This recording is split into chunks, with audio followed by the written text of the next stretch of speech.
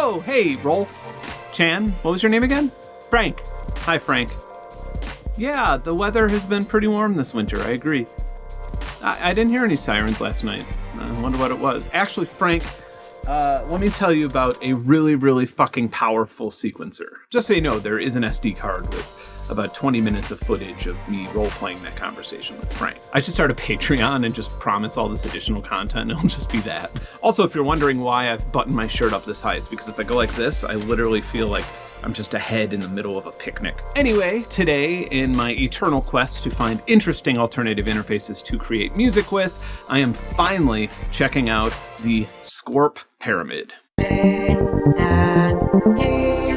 I begin, on Sunday, January 19th of 2020, right after the NAMM conference ends, I will be performing at El Cid in Los Angeles. Also performing on the same stage is Qixuan, who's an amazing violinist, and she's going to be doing a live looping sort of electronic-y set. For those of you familiar with my music as either the Flashbulb or Ben Jordan, Qixuan's made appearances throughout my albums. Undiscovered Colors, Tomorrow Untrod, and Louisiana Morning, all the greatest hits. Also that evening, a artificially intelligent performer that is a collaboration between Empress Effects and myself, and they have a pretty extremely ambitious surprise for you. I'm really happy that I was able to bring all this together and incorporate a music show into the NAMM weekend. It's at a super swank and classy flamenco style venue called El Cid, and I've worked really hard to keep ticket prices low. How low? $10. So if you're a fan of this channel or you're a fan of my music and you're anywhere near Southern California, you're going to want to buy tickets now. Anyway, back to the scheduled programming. The Pyramid can play 64 tracks simultaneously. Each track can have up to 32 patterns and 131 assignments with up to 10,000 events. Tracks can be as long as 384 bars, and there's no limitation to CC, notes, or effects automation per step. So basically, the burden is on you to spend a decade creating a song that's obnoxiously complicated enough to need more out of a sequencer. The Pyramid has one DIN MIDI in, one USB in, CV and gate in, pedal in, a Kensington power crank. It has two DIN MIDI outs, a CV and gate out, a USB MIDI out, a DIN sync out, and an envelope out. So technically you can control 49 different synthesizers at once. Life goals. Another thing to mention is that this big blank area you see here is actually an XY touchpad. And while it took me quite a bit to get used to it, now I kind of wish more gear had an XY touchpad for things like velocity and whatnot. Do you follow fellow pro audio YouTuber Loopop? Well, you should, because his channel is pretty amazing. And he made almost 2 hours of very, very specific videos on how to use the Pyramid and its cousin, the Hermod sequencer. By the way, Loopop, with his attention to detail and presentation, probably makes him my favorite pro audio YouTube channel. I would strive to have this channel be like his if I didn't have this whole day job as a recording artist. That being said, with his amazing coverage of the sequencer, it'd be kind of redundant for me to go over it with a fine-tooth comb like he did. So I'm gonna try something a little bit different. Now, the Hermod is a module, and it's very similar to the Pyramid, but it's just sort of like the Eurorack version. And the reason I chose the Pyramid is because I have tons of MIDI gear around here that I really need to breathe some new life into. And life breathed it did. In the space of an evening, I swam over the learning curve and I made 2 songs or projects utilizing stuff just floating around my studio. But the real test of the Pyramid for me is I'm going to try and write an algorithm on it that will generate a song that sounds good on my player piano. And that actually takes the Pyramid into the weeds a little bit, because I'm going to be creating things like custom chords and just generally making a sequence in a way that it was not designed to sequence traditionally. So let's check it out. I'm going to give you a quick rundown of what's happening here in the music that you're about to hear. So the Pyramid, MIDI DIN A is going out to the Poly N2, which is giving CV and gate to the neutron and also CV and gate to rings. Rings is also being modulated in its damping perimeter by just a randomizer over here. The B is going to a analog rhythm, and each kick drum and snare, each part of that rhythm has a different Euclidean sequencer on the Pyramid. The B is also being split and going to a deep mind. So let's just hear that deep mind first. How pretty.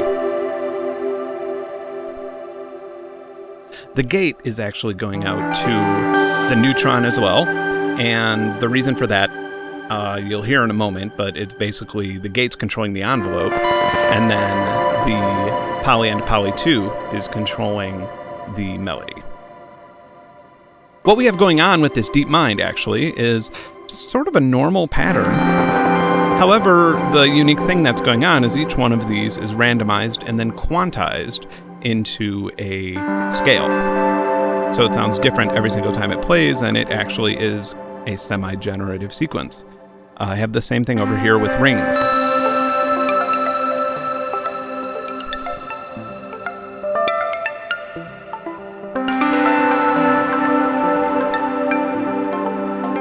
Let's hear some drums.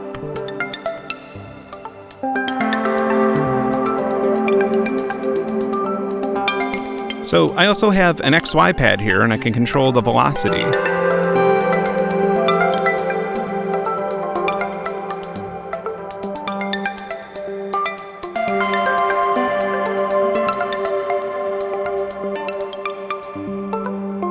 Let's hear a snare. And this is a Euclidean track.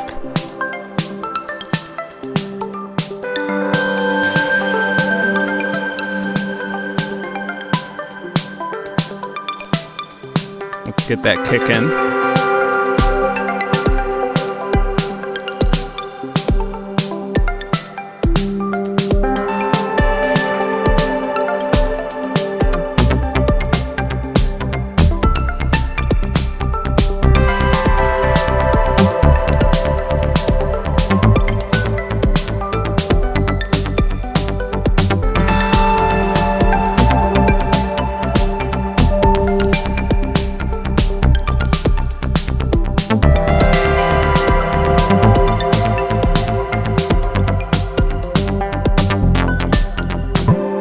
It's safe to say that this polyrhythmic loop could play for probably, 72 hours before it sounds exactly the same again.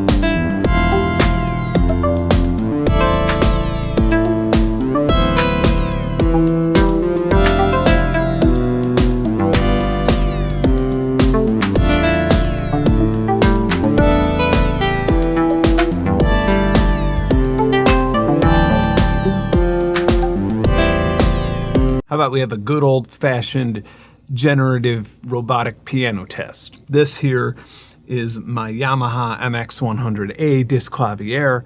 It is a piano that can be played with MIDI input as well as, of course, your fingers. Rather than just picking like a major scale and having like a type of generative song, I'm going to try and get a little bit more creative, and I suppose what I'll do is I'll pick something like, I had my heart set on the C acoustic scale, which is and I think the reason I like that is because it sounds a little bit like whole tone, except you could actually make good sounding melodies with it, whereas whole tone, you're stuck in this world like...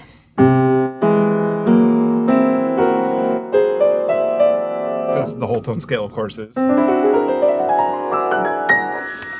So, however, to my utter devastation, the Pyramid while it has a very vast selection of different ethnic scales, it did not have an acoustic scale.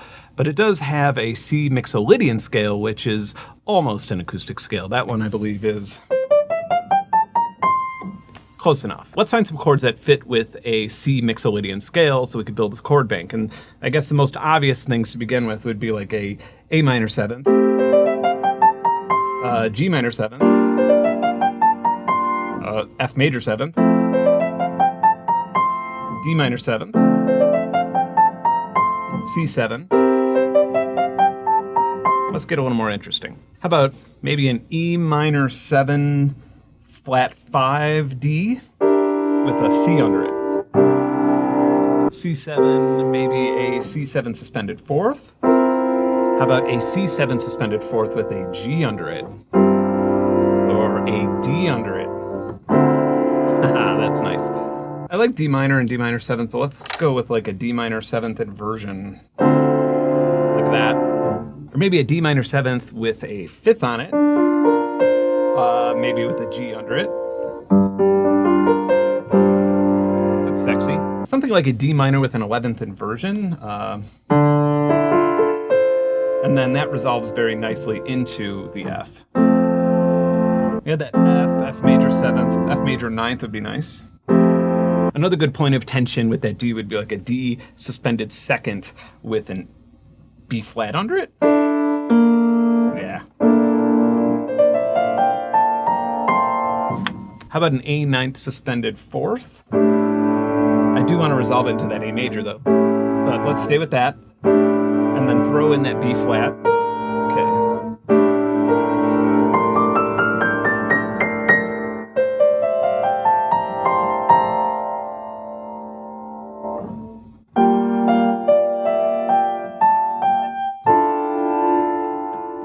Maybe also as commonly with like the F major 9th, I'll put in a B flat major 7th, because that's a good resting spot for this scale. So my plan is to input as many custom chords as the pyramid will hold that fits with the C mixolydian scale, and then have it just play random notes on the mixolydian scale on the upper right-hand portion of the piano. However, I'm going to program it to do this, and then either later today or tomorrow, once this melody is completely out of my head, I'm going to have a glass of wine and listen to it and see if it actually sounds decent. So without further ado, let's try to replace the job of a wine bar pianist with AI.